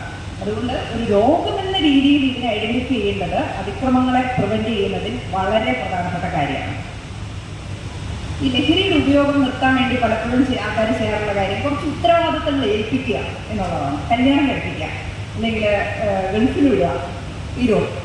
നോക്കും, ലഹരി പല തരത്തിൽ പല കാരണങ്ങൾ കൊണ്ടാണ് ഈ കാര്യം ഉണ്ടാവുന്നത്. അതിന് നിങ്ങൾ കല്യാണം കഴിപ്പിച്ചതുകൊണ്ടോ ഗൾഫിൽ വിട്ടതുകൊണ്ടോ അല്ലെങ്കിൽ വേറെ എവിടെയെങ്കിലും വിട്ടതുകൊണ്ടോ ആ പ്രശ്നത്തിന് പരിഹാരമാവില്ല. ആ പ്രശ്നത്തെ തന്നെ അഡ്രസ് ചെയ്യണം. അതുകൊണ്ട് ലഹരി ഉപയോഗിക്കുന്ന, സ്ഥിരമായി ഉപയോഗിക്കുന്ന ആൾക്കാർക്ക് തീർച്ചയായിട്ടും വേണ്ടത് ഒരു എക്സ്പെർട്ട് ഹെൽപ്പാണ്. അക്കാര്യത്തിൽ വിട്ടുവീഴ്ചയില്ല. നമ്മൾ നോക്കിയാൽ പോരാ, അയലോക്കത്തുള്ളവർ നോക്കിയാൽ പോരാ, ഉപദേശിച്ചാൽ പോരാ. സ്ഥിരമായി ലഹരി ഉപയോഗിക്കുന്നു എന്ന് മനസ്സിലായാൽ ഒരു വിദഗ്ധ സഹായം അവർക്ക് കിട്ടിയേ പറ്റും എന്നുള്ളതാണ് ഞാൻ പറയാൻ ശ്രമിച്ചത്. ഇനി രണ്ടാമത്തെ ടോപ്പിക്കിലോട്ട് വരാം. ലഹരിയുടെ ഉപയോഗം എങ്ങനെയാണ് തിരിച്ചറിയുക? പലപ്പോഴും നിങ്ങൾ ചോദിക്കലുണ്ട്, നമ്മൾ പേഷ്യൻസൊക്കെ കാണുമ്പോൾ ചോദിക്കുന്നതാണ്, ഡോക്ടറെ മദ്യവും പുകയിലൊക്കെ ആയിരുന്ന കാലത്ത് എളുപ്പമായിരുന്നു അത് മനസ്സിലാക്കാൻ. കാരണം കണ്ടാലറിയാം, ഒരു വേക്കലുണ്ടാവും, നാവ് വഴിയും മണം വരും. പുകയിലൊക്കെ ആണെങ്കിൽ സിഗരറ്റ് വലിക്കുന്ന ആൾക്കാരുടെ മണം നന്നായി നമുക്ക് കിട്ടും. ഈ പുതിയ ന്യൂ ജനറേഷൻ ലഹരികൾക്ക് ഇതൊന്നുമില്ല. നിങ്ങൾക്ക് ഒറ്റ നോട്ടത്തിൽ ഈ സംഭവം പിടിയിട്ടുകയില്ല. പ്രത്യേകിച്ച് ഒരു മണവുമില്ല. ഉപയോഗിച്ചാൽ ആ സമയത്ത് പ്രത്യേകിച്ച് നിങ്ങൾക്ക് കണ്ടാലൊരാട്ടോ അല്ലെങ്കിൽ വേറെ എന്തെങ്കിലും രീതിയിലുള്ള ബുദ്ധിമുട്ടുകളോ മനസ്സിലാവില്ല. അതുകൊണ്ട് തന്നെ ഇത്തരം കാര്യങ്ങൾ പിടികിട്ടുന്നത് ഭയങ്കര താമസിച്ചിട്ടാണ്. അത് കണ്ടുപിടിക്കാൻ എന്തെങ്കിലും വഴികളുണ്ടോ? ലഹരി കണ്ടുപിടിക്കാനുള്ള ഇപ്പോഴത്തെ പുതിയ തലമുറ ലഹരികൾ കണ്ടുപിടിക്കാനുള്ള ഏറ്റവും എളുപ്പമുള്ള വഴി ആളിലെ പെരുമാറ്റ വ്യത്യാസങ്ങൾ നോക്കുക എന്നുള്ളതാണ്. പെരുമാറ്റ വ്യത്യാസങ്ങൾ അത് വളരെ വ്യക്തമായി നിങ്ങൾ ആ സംശയത്തോടു കൂടി നോക്കിയാൽ നിങ്ങൾക്ക് പിടികിട്ടുന്ന ഒരുപാട് വ്യത്യാസങ്ങൾ ഉണ്ടാവും. ഏറ്റവും പ്രധാനപ്പെട്ട ഒരു കാര്യം, ഇവരുടെ സാമൂഹിക ഇടപെടലിൽ ഒരു മാറ്റം ഉണ്ടാവും എന്നുള്ളതാണ്. കാര്യങ്ങൾക്കൊക്കെ ഒരു പെരുന്നാളിന് പോകാൻ, ഒരു ഉത്സവത്തിന് പോകാൻ, അല്ലെങ്കിൽ ഒരു മീറ്റിങ്ങിന് പോകാനൊക്കെ വിളിച്ചാൽ വരില്ല, വലിയ താല്പര്യമില്ലാണ്ടാവും. കണ്ണി നോക്കി സംസാരിക്കാതാവും. കൂടുതൽ സമയം അവരവൻ്റെ വിളിക്കാൻ മതിയാവും. ഡ്രസ്സ് വേണ്ടത്ര രീതിയിൽ ഡ്രസ്സൊന്ന് കീപ്പ് ചെയ്യാണ്ടാവും. അതായത് തേക്കാതെ വരും. ചിലപ്പോൾ ദിവസങ്ങളോളം കുളിച്ചില്ലാതെ വരും. ചിലപ്പോൾ മുഷിഞ്ഞ തുണി തന്നെ പിന്നെ ഇട്ടെന്ന് വരും. തലമുടി ചെയ്താതെ ഇടയ്ക്ക് വരും. അല്ലെങ്കിൽ വളരെ പ്രത്യേകമായ ഹെയർ സ്റ്റൈലുകളൊക്കെ സ്വീകരിച്ചെന്ന് വരാം. അത്തരം മാറ്റങ്ങൾ കാണും. പിന്നെ വസ്ത്രധാരണത്തിലും ചില പ്രത്യേകതകളൊക്കെ കാണും. നല്ല ചൂട് കാലാവസ്ഥയിലൊക്കെ ചിലപ്പോൾ ഫുൾ സ്ലീവ്, മറ്റേ കമ്പിളി പോലത്തെ ഫുൾ സ്ലീവും കൂടിയൊക്കെ നടക്കും. എന്തുകൊണ്ടാണ് അങ്ങനെ ചെയ്യുന്നത്? അതിൻ്റെ ഒരു കാരണം, ചിലതരം ലഹരികൾ ഒരു കുളിരുണ്ടാക്കും, ഒരു ചിൽസ് ഉണ്ടാക്കും എന്നുള്ളതാണ്. അതുകൊണ്ടാണ് ഒരു കാരണം ഇഞ്ചക്ഷൻ എടുക്കുന്ന ലഹരികളെല്ലാം കയ്യിലാണ് കുത്തുക എന്നാണ്, അല്ലേ? അങ്ങനെയല്ല, പലപ്പോഴും ഒരു അരക്കെട്ടിലാണ് കുത്തുക. അരക്കെട്ടിൽ കുറച്ചുകൂടി വലിയ വെയിലുള്ളത് കൊണ്ട് അവിടെ കുത്താൻ എളുപ്പമായതുകൊണ്ട് ഇപ്പോൾ അരക്കെട്ടിൽ കുത്തുന്നതായിട്ട് കാണാറുണ്ട്. അപ്പോൾ കയ്യിൽ വല്ല നീഡിൽ മാർക്കും ഉണ്ടെങ്കിൽ ആൾക്കാർ കാണണ്ട എന്ന് കരുതിയിട്ടാണ്. അതുപോലെ സ്ഥിരം ലഹരി ഉപയോഗിക്കുന്ന ആളുകളിൽ ചിലപ്പോൾ അവർ ആവശ്യമില്ല, പെട്ടെന്ന് നമുക്ക് മനസ്സിലാക്കാത്ത രീതിയിൽ അവർ പ്രകോപിതരാകുന്നത് നിങ്ങൾ ശ്രദ്ധിച്ചിട്ടുണ്ടാവും. ചുമ്മാ ഇരിക്കുമ്പോൾ പെട്ടെന്ന് ദേഷ്യം വരും. ചിലപ്പോൾ അവരെ തന്നെ മുറിപ്പെടുത്തും. ഇത്തരം ആൾക്കാരെ പലരെയും നമ്മൾ നോക്കുമ്പോൾ കയ്യിലും കാലിലുമൊക്കെ മീൻ വറക്കാൻ നമ്മൾ വരയുന്നത് പോലെ നിറച്ച് വരകൾ കാണാറുണ്ട്. അപ്പോൾ ഇത്തരം കാര്യങ്ങളൊക്കെ ബാക്കിയുള്ളവരുടെ കണ്ണിൽ പെടണ്ട എന്ന് വിചാരിച്ചും കൂടിയാവും ചിലപ്പോൾ അവർ സ്ലീവ് ഒക്കെ ഇട്ട് നടക്കുന്നത്. വസ്ത്രധാരണത്തിന് മാറ്റം ഉണ്ടാവും. മൂഡ് ഭയങ്കരമായിട്ട് മാറും. അത് മറ്റൊരു ലക്ഷണമാണ്. പെട്ടെന്ന് ദേഷ്യം വരും. കാര്യമില്ലാത്ത കാര്യത്തിന് സങ്കടം വരും. ഭക്ഷണം കഴിച്ചുകൊണ്ടിരിക്കുമ്പോൾ എന്തെങ്കിലും ചെറിയ കാര്യം പറഞ്ഞാൽ ചിലപ്പോൾ പാത്രം എടുത്ത് താഴെ ഇട്ടെന്ന് വരും. വീട്ടിൽ നിന്ന് ഇറങ്ങിപ്പോയെന്ന് വരും. ചിലപ്പോൾ ഒരു കാര്യമില്ലാതെ കരഞ്ഞെന്ന് വരും. ചിലപ്പോൾ പെട്ടെന്നുള്ള ആത്മഹത്യാശ്രമങ്ങൾ ഉണ്ടായെന്ന് വരും. പെട്ടെന്നുള്ള അക്രമാസക്തതയും ഉണ്ടായെന്ന് വരും. ആളാരാണ്, തര ഏതാണെന്നൊക്കെ നോക്കാതെ പെട്ടെന്ന് ദേഷ്യപ്പെടുകയും ആക്രമിക്കാൻ പോകുന്നതിലാണ്. നമുക്ക് മനസ്സിലാവില്ല. മുമ്പ് രാവിലെ എഴുന്നേറ്റ് സ്കൂളിൽ അല്ലെങ്കിൽ ജോലിക്ക് ഓഫീസിൽ പോയിരുന്ന ആളാണ് ഈയിടെ എണീക്കുന്ന സമയമൊക്കെ തെറ്റി, അല്ലെങ്കിൽ ഒരു സമയം കിട്ടുക തീരിയില്ല. എപ്പോഴോ എണീക്കുന്നു, എപ്പോഴോ പോകുന്നു, എപ്പോഴോ ഭക്ഷണം കഴിക്കുന്നു. അങ്ങനെ അതിനൊരു മാറ്റം ചിലപ്പോൾ നമ്മൾ വിചാരിക്കുന്നത് തിരക്കാണ് എന്ന് വിചാരിക്കാം. പക്ഷേ ഇതൊക്കെ ചിലപ്പോൾ ഉള്ള ചൂണ്ടുപറകളാവാം എന്നുള്ളത് കൊണ്ടാണ് ഞാൻ എടുത്തെടുത്ത് പറയുന്നത്. അതുപോലെ ഉറക്കത്തിൻ്റെ രീതി മാറും. ചിലർ ഭയങ്കര ഉറക്കം, ഭയങ്കര ഉറക്കം. നിങ്ങൾ എപ്പോൾ നോക്കിയാലും ഉറക്കം. ചില ആൾക്കാർക്ക് തീരെ ഉറക്കമില്ല. രാത്രി മുഴുവൻ എഴുന്നേറ്റിരിക്കും, രാവിലെ പിന്നെ എഴുന്നേറ്റിരിക്കും. ഉണ്ടോ അല്ലെങ്കിൽ എത്ര രൂപ ഈ കുട്ടിയുടെ കയ്യിൽ ഉണ്ടാവണം എന്നുള്ളതിനെ പറ്റി നമുക്കൊരു ധാരണയുണ്ടല്ലോ. അതിൽ കൂടുതൽ പണം ഉണ്ടാവുക, അതിൽ കൂടുതൽ പണം കൊണ്ട് വാങ്ങിക്കുന്ന സാധനങ്ങൾ കയ്യിലുണ്ടാവുക. നിങ്ങൾ കൊടുക്കുന്ന പൈസ കൊണ്ട് കിട്ടാത്തൊരു മൊബൈൽ ഫോൺ കണ്ടാൽ, അല്ലെങ്കിൽ നിങ്ങൾ കൊടുക്കാത്ത പൈസയ്ക്ക് ഉപയോഗിക്കുന്ന ഒരു വാഹനം കണ്ടാൽ നമ്മൾ അന്വേഷിക്കില്ലേ? ഇതെല്ലാം ലഹരിയുടെ പല ചൂണ്ടുപലകളാകുന്ന കാര്യങ്ങളാണ്. ഇനി ഇങ്ങനെയുള്ള സംശയാസ്പദമായ എന്തെങ്കിലും കാര്യം നമ്മുടെ ശ്രദ്ധയിൽപ്പെട്ടാൽ നമ്മൾ എന്ത് ചെയ്യണം? നമുക്ക് കുട്ടികളുടെ മുറി പരിശോധിക്കാം. കുട്ടികളുടെ അല്ലെങ്കിൽ നിങ്ങളുടെ പാർട്ട്ണറുടെ, സ്പൗസിൻ്റെ, ഭർത്താവിൻ്റെ ആവട്ടെ, ഭാര്യയുടെ ആവട്ടെ, അദ്ദേഹത്തിൻ്റെ വ്യക്തിപരമായ കാര്യങ്ങൾ, കുട്ടികളുടെ വ്യക്തിപരമായ കാര്യങ്ങൾ നമുക്ക് പരിശോധിക്കാൻ പാടുണ്ടോ? പല ആൾക്കാരും വിചാരിക്കുക അതിൽ തെറ്റുണ്ട് എന്ന് വിചാരിക്കുന്ന മാതാപിതാക്കളെ ഞങ്ങൾ കാണാറുണ്ട്. കാരണം അവരുടെ കുട്ടികൾക്ക് ഒരു പ്രൈവസി ഉണ്ട്, അല്ലേ? അവർക്കും അവരുടെ പ്രൈവസി ഉണ്ട്, പ്രൈവസിക്കുള്ള റൈറ്റ് ഉണ്ട്. നമുക്കങ്ങനെ അവരുടെ എല്ലാ കാര്യങ്ങളും കയറി നോക്കുന്നത് ശരിയാണോ എന്ന് നമുക്ക് തോന്നാം. ഈ നിങ്ങൾക്ക് ശരി തെറ്റ് മനസ്സിലാക്കുന്ന കാര്യത്തിൽ മനുഷ്യന് മറ്റ് മൃഗങ്ങളെക്കാൾ വ്യക്തമായൊരു വ്യത്യാസമുണ്ട്. നിങ്ങൾക്കറിയില്ലേ? അതെങ്ങനെയുണ്ടാകുന്നു? അത് ഏത് അവയവമാണ് നമുക്ക് തരുന്നത്? തലച്ചോറ്. എല്ലാവരും സംബന്ധിച്ചു തലച്ചോറിൻ്റെ ഏത് ഭാഗമാണ് തരുന്നത്? ബാക്കിലല്ല, ഫ്രണ്ടിൽ. പ്രീ ഫ്രോണ്ടൽ കോർട്ടക്സ് എന്ന് പറയുന്ന തലച്ചോറിൻ്റെ മുൻഭാഗമാണ് നമുക്ക് മറ്റ് ജീവികൾക്കില്ലാത്ത പല കഴിവുകളും, ശരി തെറ്റ് മനസ്സിലാക്കുക, സഹാനുഭൂതി ഉണ്ടാവുക, അങ്ങനെ മനുഷ്യന് മാത്രമുള്ള പല കഴിവുകളും തരുന്നത്, മനുഷ്യനെ മനുഷ്യനാക്കുന്നത് തലച്ചോറിൻ്റെ മുൻഭാഗം പ്രീ ഫ്രോണ്ടൽ കോർട്ടക്സ് ആണ്. ഈ ഭാഗം പൂർത്തിയാകുന്നത് ഒരു 10-23 വയസ്സാകുമ്പോഴാണ് അതിൻ്റെ വളർച്ച കംപ്ലീറ്റ് ആവുന്നത്. അപ്പം അതിന് താഴെയുള്ള കുട്ടികളുടെ ശരിതെറ്റുകൾ നോക്കാൻ നമുക്ക് ബാധ്യതയുണ്ട്. അവർക്കത് വ്യക്തമായ രീതിയിലുള്ള ശരിതെറ്റുകൾ മനസ്സിലാകാത്തത് കൊണ്ടാണ്. ഇനി ഇതൊന്നുമല്ല, നിങ്ങളുടെ പാർട്ട്ണറുടെ അല്ലെങ്കിൽ 25, 30, 40 വയസ്സുള്ള മക്കളുടെ കാര്യങ്ങളിൽ നിങ്ങൾ ഇടപെടുന്നത് തെറ്റാവുമോ? ലഹരി നിങ്ങളെ സംശയിക്കുന്നുണ്ടെങ്കിൽ അത് തെറ്റാവില്ല എന്നാണ് ഞാൻ കരുതുന്നത്. കാരണം അതൊരു രോഗമാണ്. ഒരു ഘട്ടം കഴിഞ്ഞാൽ ഈ മറ്റു രോഗങ്ങളിൽ നിന്ന് മനസ്സിനെ ബാധിക്കുന്ന, ലഹരി ആവട്ടെ മറ്റെന്തെങ്കിലും ആവട്ടെ, മനസ്സിനെ ബാധിക്കുന്ന രോഗങ്ങൾക്ക് ഒരു വലിയ പ്രത്യേകതയുണ്ട്. നിങ്ങൾക്ക് വേറൊരു അസുഖം വന്നാൽ, ഒരു ഷുഗർ വന്നാൽ, പ്രഷർ വന്നാൽ, അല്ലെങ്കിൽ ഹൃദയത്തിനൊരു രോഗം വന്നാൽ നിങ്ങൾക്കറിയാം നിങ്ങൾക്ക് അങ്ങനെ ഒരു അസുഖം ഉണ്ടെന്ന്. നിങ്ങളോട് ആരും പറയണ്ട. നിങ്ങൾ തന്നെ പോയി ഡോക്ടറെ കാണും, നിങ്ങൾ തന്നെ മരുന്ന് കഴിക്കും, നിങ്ങൾ തന്നെ ആ ചികിത്സയുടെ ഉത്തരവാദിത്വം എടുക്കും. നിങ്ങൾ ശ്രദ്ധിച്ചിട്ടുണ്ടോ? അത് മനസ്സിൻ്റെ രോഗമാണെങ്കിൽ, അതൊരു വിഷാദമാവട്ടെ, ഒരു ആങ്സൈറ്റി ആവട്ടെ, സംശയരോഗമാവട്ടെ, നമുക്ക് മനസ്സിനൊരു രോഗം വരുമ്പോൾ അതിനോടുകൂടി നമുക്കൊരു രോഗം ഉണ്ടെന്ന് മനസ്സിലാക്കാനുള്ള കഴിവ് നമുക്ക് നഷ്ടപ്പെടും. അത് നിങ്ങൾക്കും എനിക്കും ആർക്കും അതേപോലെ തന്നെയാണ്. അപ്പോൾ പിന്നെ എനിക്കൊരു അസുഖം ഉണ്ടെന്ന് എനിക്കറിയില്ല. അതുകൊണ്ടാണ് മാനസിക രോഗികളെ ചികിത്സിക്കാൻ ശ്രമിക്കുമ്പോൾ അവർ അതിനെ എതിർക്കുന്നത്. നിങ്ങൾ കണ്ടിട്ടില്ലേ? മാനസിക രോഗമുള്ള ആൾക്കാർ ആരെങ്കിലും ചികിത്സയ്ക്ക് വെച്ചാൽ സന്തോഷമായിട്ട് നിങ്ങളോട് വരുമോ? വളരെ ചുരുക്കം പേര് വരുള്ളൂ. ബാക്കിയുള്ളവർ പറയും നീ ചുമ്മാ പറയുകയാണ്, എന്നെ ശത്രുവാണ്, എന്നെ പിടിച്ചു കിട്ടിക്കൊണ്ടു. അതുകൊണ്ട് തന്നെ മാനസിക രോഗികളെ പിടിച്ചിട്ട് ചികിത്സിക്കാൻ കൊണ്ടുപോയി വരുന്നത്. നമുക്ക് രോഗമുണ്ടെന്ന് മനസ്സിലാക്കാനുള്ള ഒരു കഴിവ് നമുക്കില്ലാതായി പോകുന്ന ഒരവസ്ഥ ഉള്ളതുകൊണ്ട് നിങ്ങൾ മാനസികമായിട്ടുള്ളൊരു ബുദ്ധിമുട്ട് സംശയിക്കുന്ന ആളുടെ രോഗകാര്യങ്ങളിൽ ഇടപെടാം. അതിന് സർക്കാർ നിയമങ്ങൾ തന്നെ നമുക്ക് അധികാരം തരുന്നുണ്ട്. മെൻ്റൽ ഹെൽത്ത് കെയർ ആക്ട് എന്ന് പറഞ്ഞൊരു ആക്ട് ഉണ്ട്. ഒരാൾ മാനസിക രോഗിയാണ് എന്ന് സംശയിക്കുന്നുണ്ടെങ്കിൽ അയാൾക്ക് ചികിത്സ കൊടുക്കാൻ അയാളുടെ ബന്ധുക്കളെയും പോലീസുകാരെയും അധികാരപ്പെടുത്തുന്ന ഒരു നിയമം നാട്ടിലുണ്ട്. നിങ്ങൾക്ക് ഷുഗർ വന്നാൽ നിങ്ങൾക്ക് ചികിത്സ തരാൻ അങ്ങനെ ആരെയും അധികാരപ്പെടുത്തിയിട്ടുണ്ടോ? ഇല്ല. അത് ഇക്കാര്യത്തിൽ അങ്ങനെ ഉണ്ടാവുന്നത് എനിക്ക് മാനസിക രോഗം വന്നാൽ എനിക്കൊരു അസുഖം ഉണ്ടെന്ന് എനിക്കറിയാൻ പാടില്ലാതാകുന്നു എന്നുള്ളത് കൊണ്ടാണ്. അപ്പം മുറി നോക്കാൻ യാതൊരു കുറ്റബോധവും വേണ്ട എന്ന് പറയാൻ വേണ്ടിയിട്ടാണ് ഞാൻ ഇത്രയും പറഞ്ഞത്. മുറിയിൽ എന്തൊക്കെ നോക്കണം? കുട്ടികളുടെ മുറിയാണെങ്കിൽ എന്തൊക്കെ നോക്കണം? മേശ നോക്കണം, അലമാരി നോക്കണം, ബുക്കുകളെല്ലാം നോക്കണം, ബുക്ക് മറിച്ച് നോക്കണം, ബുക്കിൻ്റെ അകത്തെ കവർ, ബുക്കിനെ പൊതിച്ചിൽ അഴിച്ച് നോക്കണം. പൊതിച്ചിൻ്റെ അകത്ത് വെച്ചിട്ടാണ് സ്റ്റേപ്ലറൊക്കെ അഴിച്ച് ഇവർ പലപ്പോഴും സൂക്ഷിക്കുക. പൊതിച്ചിലൊക്കെ അഴിച്ച് നോക്കണം. വസ്ത്രങ്ങൾ നോക്കണം, അലക്കി മടക്കി വെച്ചിരിക്കുന്ന വസ്ത്രങ്ങൾ നോക്കണം, അവർ മാറിയിടുന്ന വസ്ത്രങ്ങൾ നോക്കണം, മുഷിന വസ്ത്രങ്ങൾ നോക്കണം. മുഷിന വസ്ത്രങ്ങൾ എന്തിനാണ് നോക്കുന്നത്? അതിൻ്റെ കൈമടക്കൊക്കെ പ്രത്യേകം നോക്കണം. കൈമടക്കിൽ എന്തെങ്കിലും രക്തപ്പാടുകളുണ്ടോ, അല്ലെങ്കിൽ എന്തെങ്കിലും പൊടിയോ സ്റ്റാമ്പോ കവറുകളോ പ്ലാസ്റ്റിക് കവറുകളോ അല്ലെങ്കിൽ സംശയാസ്പദമായ മറ്റെന്തെങ്കിലും വസ്തുക്കളോ വസ്ത്രത്തിൻ്റെ പോക്കറ്റിലോ ഇടുപ്പിലോ വള്ളിയിടുന്ന പാൻസിൻ്റെയൊക്കെ വള്ളിയുടെ ഗ്യാപ്പിലോ ഒക്കെ ഉണ്ടോ എന്ന് ഒരു കുറ്റാന്വേഷകൻ നോക്കുന്നത്ര ശ്രദ്ധയോടുകൂടി നിങ്ങൾ പരിശോധിച്ച് നോക്കണം. കിടക്ക നോക്കണം, കിടക്ക വിരി പൊക്കി നോക്കണം, കിടക്ക പൊക്കി കട്ടിലിനും കിടക്കയ്ക്കും ഇടയ്ക്കുള്ള ഭാഗവും നോക്കണം. ബാത്റൂം സ്ഥിരമായി എന്തായാലും ഉറപ്പായിട്ട് ചെക്ക് ചെയ്യണം. ബാത്റൂമിൽ കയറുമ്പോൾ തന്നെ അതിൻ്റെ അകത്ത് അസാധാരണമായ ഗന്ധങ്ങളുണ്ടോ എന്ന് നോക്കണം. ബാത്റൂമിന് പുറകിൽ ഒരു വശം ഉണ്ടാവുമല്ലോ, ആ ജനൽ തുറക്കുന്ന ഒരു വശം, നമ്മൾ സ്ഥിരം നടക്കാത്തൊരു വശം, വീടിൻ്റെ പുറവശത്തോട്ടൊക്കെ ആയിരിക്കും അത് തുറക്കുന്നത്. ആ ഭാഗത്ത് ഒന്ന് കറങ്ങി നോക്കണം. കുട്ടികൾ വേസ്റ്റ് ഇടുന്ന വേസ്റ്റ് ബാസ്ക്കറ്റ് നോക്കണം. ഞങ്ങൾ പറയും നിങ്ങൾ കുട്ടികളുടെ മുറിയിൽ ഒരു വേസ്റ്റ് ബാസ്ക്കറ്റ് വെച്ചോ, എന്നാൽ പിന്നെ നമുക്ക് തപ്പാൻ എളുപ്പമുണ്ടല്ലോ. മൊത്തമുള്ള വീട്ടിലെ മൊത്തം വേസ്റ്റ് നമ്മൾ തപ്പേണ്ട കാര്യമില്ലല്ലോ. അപ്പം വേസ്റ്റ് ബാസ്ക്കറ്റ് നോക്കണം. പതിവില്ലാത്ത എന്തെങ്കിലും പൊടികളോ കവറുകളോ. പലപ്പോഴും അമ്മമാരും അച്ഛന്മാരും ഒക്കെ ഞങ്ങളോട് ചോദിക്കാറുണ്ട് എന്താ ഡോക്ടറെ നോക്കേണ്ടത്. അപ്പോൾ ആദ്യഘട്ടത്തിലൊക്കെ ഞങ്ങൾ പറയുമായിരുന്നു സ്റ്റാമ്പ് പോലത്തെ സാധനങ്ങൾ, സിഗരറ്റ്, സിറിഞ്ചുകൾ, കുത്തിവയ്ക്കാൻ ഉപയോഗിക്കുന്ന സാധനങ്ങൾ, അങ്ങനത്തെ കാര്യം. അപ്പോൾ ഓരോ ദിവസവും ഓരോ പുതിയ ലഹരി വരികയാണ്, ഓരോ പുതിയ ലഹരി കോമ്പിനേഷൻസ് വരികയാണ്. അത് ഉപയോഗിക്കാൻ പുതിയ പുതിയ മാർഗങ്ങൾ വരികയാണ്. അപ്പോൾ അവരുടെ അത്രയും അപ്ഡേറ്റഡ് ആയിട്ട് ക്ലാസ് എടുക്കാൻ നമുക്ക് പറ്റാത്തത് കൊണ്ട് ഇപ്പോൾ ഞങ്ങൾ സാധാരണ പറയാം, നിങ്ങൾക്ക് മനസ്സിലാകാത്ത ഒന്നും നോക്കണം എന്നുള്ളതാണ്. ഈ നിങ്ങളുടെ പ്രായമുള്ള ഒരു കുട്ടിയുടെ അല്ലെങ്കിൽ നിങ്ങളുടെ ഭർത്താവിൻ്റെ ഭാര്യയുടെ ബാഗിലും മുറിയിലും പരിസരത്തുമായി കാണപ്പെടാവുന്ന സാധനങ്ങളെ പറ്റി നിങ്ങൾക്കൊരു ധാരണയുണ്ടല്ലോ. അവിടെ കാണണ്ടാത്തൊരു സാധനം ഇത് എന്താണെന്ന് എനിക്ക് പിടികിട്ടുന്നില്ല. അങ്ങനെയുള്ള എന്തും നിങ്ങൾ ശ്രദ്ധിക്കുകയും ചോദിക്കുകയും വേണം.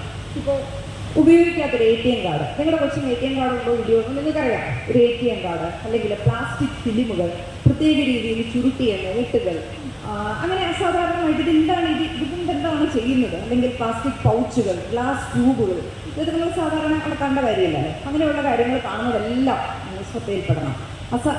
വലിയ എമൗണ്ട് ഓഫ് മണി, ബില്ലുകൾ, അസാധാരണമായ കാര്യങ്ങളുടെ ട്രാൻസാക്ഷൻസ് നടത്തിയിട്ടുള്ള ബില്ലുകൾ, ചുട്ടിക്കുട്ടിയൊക്കെ ഇട്ടതായിരിക്കും അങ്ങനത്തെ ബില്ലുകൾ, ഇതെല്ലാം നോക്കണം. കണ്ണ് തുറന്ന് ഈ കേസന്വേഷണത്തിന് പോകുന്ന ആൾക്കാർ നോക്കുന്നത് പോലെ ഇതെല്ലാം വിശദമായി നോക്കണം. ഇനി നിങ്ങൾ നോക്കി എന്തെങ്കിലും ഒരു സാധനം കിട്ടി എന്നിരിക്കട്ടെ, പിന്നെന്താ ചെയ്യുക? ഇനിയുള്ള സ്റ്റേജാണ് ഏറ്റവും പ്രധാനപ്പെട്ടത്. സാധാരണ രീതിയിൽ നമ്മൾ കാണുന്നത് എന്താണെന്ന് വെച്ചാൽ, ഈ നോക്കി കണ്ടുപിടിക്കുന്ന കാര്യത്തിൽ കേരളത്തിലെ മാതാപിതാക്കൾ നല്ല മിടുക്കന്മാരാണെന്നാണ് എൻ്റെ അഭിപ്രായം. പലപ്പോഴും ഒരു കണ്ടുപിടിക്കാറുണ്ട്. പക്ഷെ പഠിക്ക് കലമടക്കെ, അതാ പ്രശ്നം. ഈ കണ്ടുപിടിച്ച് കഴിഞ്ഞ് പിന്നീട് ഞങ്ങളുടെ അടുത്ത് എത്തുന്നവരെയുള്ളൊരു കാലമുണ്ടല്ലോ, ആ സമയത്ത് ഇവർ കൊളാക്കലാണ് സാധാരണ പരിപാടി. അത് കൊളാക്കും എന്ന് വെച്ച് കഴിഞ്ഞാൽ കണ്ടുപിടിച്ചാൽ പിന്നെ ഒരു പൊട്ടിക്കറിയാണ് വീട്ടിലുണ്ടാവുക. ഒരു പൊട്ടിക്കറി, ഒരു അടി, ഒരു ബഹളം, അച്ഛൻ്റെ വക ഭീഷണി, അമ്മയുടെ വക ആത്മഹത്യാശ്രമം, കരച്ചിൽ, ബഹളം, അതുകൊണ്ടുകൂടി തീരും. നമുക്ക് പിന്നീട് നോക്കൂ, നിങ്ങൾ ഒരു സംശയം ഐഡൻറ്റിഫൈ ചെയ്താൽ അയാൾ ഡോക്ടറുടെ അടുത്ത് എത്തിക്കണം എന്നുള്ള ആളാണ് നമ്മുടെ ഉദ്ദേശം. അതാണ് ക്രൂഷ്യലായിട്ടുള്ള കാര്യം. ആ സമയം വളരെ ശ്രദ്ധയോടും സമചിത്തതയോടും അവധാനതയോടും കൂടി കൈകാര്യം ചെയ്യേണ്ട ഒരു സമയമാണ്. അക്കാര്യത്തിൽ ഒരു വിട്ടുവീഴ്ചയും വരരുത്. അപ്പോൾ സംശയാസ്പദമായി വല്ലതും കണ്ടാൽ ആദ്യത്തെ പാഠം സമചിത്തത പാലിക്കാനുള്ളതാണ്. ബി കാം, നമ്മൾ സമാധാനമായി ഇത് കൈകാര്യം ചെയ്യണം. ഒരു കാരണവശാലും പാനിക് ചെയ്യരുത്. അത് നിങ്ങൾ എല്ലാ വീടുകളിലും ഇത് ഒരു അസാധാരണമായ കാര്യമൊന്നുമല്ല, നാട്ടിലെല്ലാം ഉള്ള കാര്യമാണ്, പരിഹാരമുള്ള കാര്യമാണ്. അതുകൊണ്ട് സമചിത്തതയോടെ സമാധാനമായി ഇതിൽ ഇടപെടുക എന്നുള്ളതാണ്. ഒരു കാരണവശാലും അന്തരീക്ഷം വഷളാകാൻ സമ്മതിക്കരുത്. നിങ്ങളുടെ പാർട്ട്ണറോട്, ഭാര്യയോട് അല്ലെ ഭർത്താവിനോട്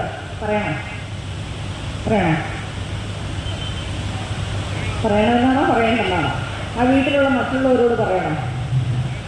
അത് അവരുടെയൊക്കെ കയ്യിലിരിപ്പ് എങ്ങനെയാണെന്നുള്ളതനുസരിച്ച് സമാധാനത്തോടു കൂടി തീരുമാനിക്കണം എന്നുള്ളതാണ്. പെട്ടെന്ന് കേട്ടാൽ പൊട്ടിത്തെറിക്കുന്ന, ബഹളം ഉണ്ടാക്കുന്ന, തല്ലുകൂടുന്ന ആളാണെങ്കിൽ സമാധാനമായിട്ട് പറഞ്ഞാൽ മതി. അല്ലെങ്കിൽ കേട്ടാൽ ഉടനെ തലയിറങ്ങി വീഴുന്ന ഭാര്യയാണെങ്കിൽ സമാധാനമായിട്ട് പറഞ്ഞാൽ മതി. സമാധാനമായി എനിക്കൊരു കാര്യം പറയാനുണ്ട്, നിങ്ങൾ ബഹളം വെക്കരുത്, സ്വസ്ഥമായി കേൾക്കണം എന്ന് പറഞ്ഞ് സമാധാനമായിട്ട് വേണം ഇത് പറയാൻ. ഒരു കൂട്ടിക്കറിയിൽ ഒരിക്കലും എത്തരുത്. ഇനി നിങ്ങളുടെ വീട്ടിലുള്ളവർ, ബാക്കിയുള്ളവർ സംസാരിച്ച് ഇങ്ങനെ സംശയാസ്പദമായ ഒരു കാര്യമുണ്ട്, നമുക്ക് അവളോട് ചോദിക്കണ്ടേ ഇല്ല അവനോട് ചോദിക്കണ്ടേ എന്നൊക്കെ ചോദിച്ചിട്ട് ഇത് ഈ കുട്ടിയോട് അല്ലെങ്കിൽ നിങ്ങൾ ആരെയാണോ ഇക്കാര്യത്തിൽ സംശയിക്കുന്നത് അയാളോട് ചോദിക്കുക തന്നെ വേണം. ചോദിക്കാൻ പോകുമ്പോൾ 2-3 കാര്യമുണ്ട്. ഈ ചോദിക്കാൻ പോകുന്ന അവസരം ഉപദേശിക്കാനുള്ള സമയമല്ല. നമുക്ക് അപ്പോഴായിരിക്കും നമ്മുടെ ജീവിതത്തിലെ എല്ലാ സങ്കടങ്ങളും കുറ്റപ്പെടുത്തലുകളും അല്ലെങ്കിൽ നിങ്ങൾ വായിച്ചിട്ടുള്ള മഹത് ഗ്രന്ഥങ്ങളിലെ കോട്ടുകളും എല്ലാം ഓർമ്മ വരുന്നു. ഒന്നും എടുക്കരുത്, അതൊന്നും പ്രയോഗിക്കാനുള്ള സമയമല്ല. അത് വളരെ ക്ഷമയോടെ നോൺ ജഡ്ജ്മെൻ്റലായിട്ട്, ആ വാക്ക് ഞാൻ പിന്നെയും പറയും, നിങ്ങൾ യാതൊരു ജഡ്ജ്മെൻറ്റും ഇല്ലാതെ, അതായത് ഇവൻ ഈ തെറ്റ് ചെയ്തു അല്ലെങ്കിൽ ഇവളിങ്ങനെ ചെയ്തു, അതൊരു കുറ്റമാണ് തെറ്റാണെന്നുള്ളൊരു കാഴ്ചപ്പാട് ഇല്ലാതെ വേണം അവിടെ ഇരിക്കാൻ. അങ്ങനെ പറയാൻ കാരണം അത് തെറ്റായിരിക്കും, കുറ്റമായിരിക്കും. പക്ഷെ നിങ്ങൾ അങ്ങനെ കരുതി അവിടെ ഇരുന്നാൽ നിങ്ങൾക്ക് അടുത്ത സ്റ്റെപ്പ് വയ്ക്കാൻ പറ്റൂല എന്നുള്ളതുകൊണ്ടാണ്. വളരെ തുറന്ന മനസ്സോടുകൂടി കേൾക്കാൻ തയ്യാറായിട്ട് പോയിരിക്കണം.